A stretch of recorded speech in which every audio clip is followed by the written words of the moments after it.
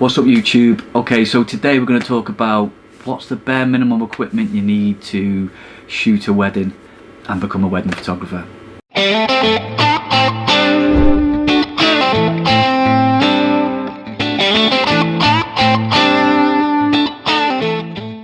Okay, so the first thing you're going to need is a camera body, and it's not just any camera body. It's a camera body that has two card slots. I think that's really important when you're when you're shooting a wedding and working for a client, that when you shoot a wedding you can't do a reshoot or anything like that. If a card ever fails, you can never ever get that back.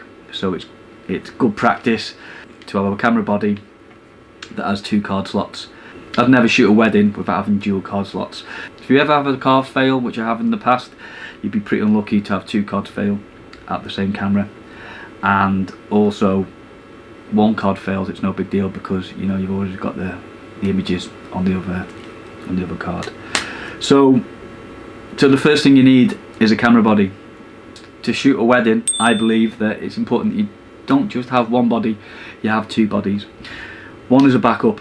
You don't necessarily need to have both cameras shooting the wedding day. You can get by just using one camera, but you need to have a backup. So just like the backup on the card slots, you need to have a camera in your camera bag, just in case your number one camera malfunctions. You might drop it, or it could just, things do break, things do stop working. So if you're halfway through wedding day and your camera stops working, reach into your camera bag, pull out your second body, away you go. It's no problem. And with that camera body comes a lens. You need a lens to obviously to go with the camera body, and I would recommend a versatile lens for your first lens. Something like a pretty fast zoom lens. So the 24 to 70 is a really versatile lens. When I started, I don't own that lens anymore, but when I started out in wedding industry, that was my first lens. So it covers from 24 to 70 with an f-stop of 2.8. So you can get a nice blurred background, as well as not bad low light performance. So the next thing on the list is spare batteries. You'll get a feel when you're shooting thousands of photos on a wedding day, if you're doing a full day from beginning to end. So you need to have the battery life, and you don't want to just have one battery or two. You don't want to just be having two batteries. You want to have a number of batteries, because timescales on a wedding day are very tight. So you don't want to be run out of battery and then say to everybody, can you just hold on, and then going to find where your charger's plugged in, so you can pull your battery out, you can get your spare battery. Best to have plenty of batteries. I've got lots of batteries, plenty of batteries in your bag, so when one runs out, just pull the next one out, just keep on shooting. You just need to make sure that you've got enough batteries to cover you for your wedding day. Okay, so next we're going to talk about memory cards. Okay, so the Canon 5D Mark II takes two cards, like I said before, one compact flash and one SD. So what I do, the way I've got the Canon set up is I record RAW to the faster card, to the compact flash card, and I record JPEGs as a backup to the slightly slower card, SD card. Just makes, once taking the photo, the process for the buffer, it speeds that up. So like I said, really important that we have, and also it's important that you have enough memory cards to cover for your day. So 32GB card recording RAWs would save around about 900, give or take, around about 900 images. So you need to make sure you've got enough cards to cover you for the day. You don't want to get into a situation where your cards are full and you haven't got no more cards to carry on shooting for the wedding day. Okay, so the next thing on the list is a flash.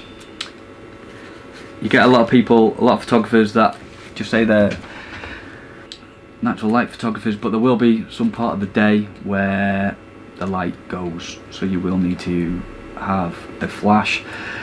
So bare minimum is one flash and mount it on camera, or you might walk into a room and the room is dark.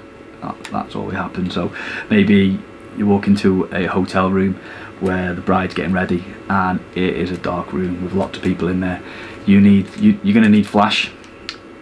You can't always rely on your ISO, bumping your ISO up. Sometimes you're going to need to have flash. So it's always good to have a flash in your camera bag, just in case you ever need it. Okay, a second lens. Let's talk about a second lens. You don't need a second lens if you are leaving your spare camera body in your bag. You could get by just having one lens, and then until you can afford to get a second lens. Now once you've got a second lens, if you're using two camera bodies, it means that you can have more, you can be a bit more versatile. I like to shoot 30 on a 35mm and an 85mm, so I use two camera bodies so I don't have to keep on swapping the lenses.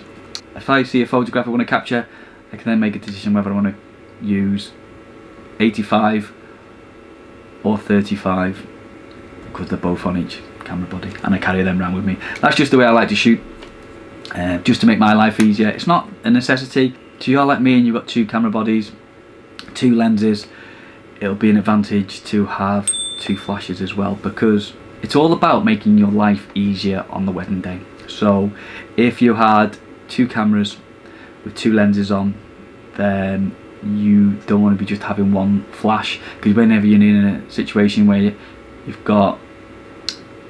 need to use your flash, you're going to need to either retire one of your bodies and only use one body with the flash, or keep on swapping it from the 85 to the 35. So that's what I think you need, bare minimum, to be able to shoot your first wedding or go out and become a wedding photographer. That is the bare minimum equipment to protect the client and to protect you. You've got to be ready for anything. But please make sure that you've got the right equipment and the right backup equipment to shoot a wedding day, and you're ready for every eventuality, because this is somebody's special day. So you need to make sure that you are there and you are ready for everything that might happen on that day. So make sure you've got all backups and go out and capture that wedding day. So if you like this video, please hit the like button, and if you can think of any other equipment that you think is a necessity on a wedding day, please put it in the comments below. And if you want to see more content off us, more content's coming soon, guys, so please, if you haven't already, hit the subscribe button, because we've got plenty of content coming soon. Again, thank you for watching, guys, and I'll see you in the next video.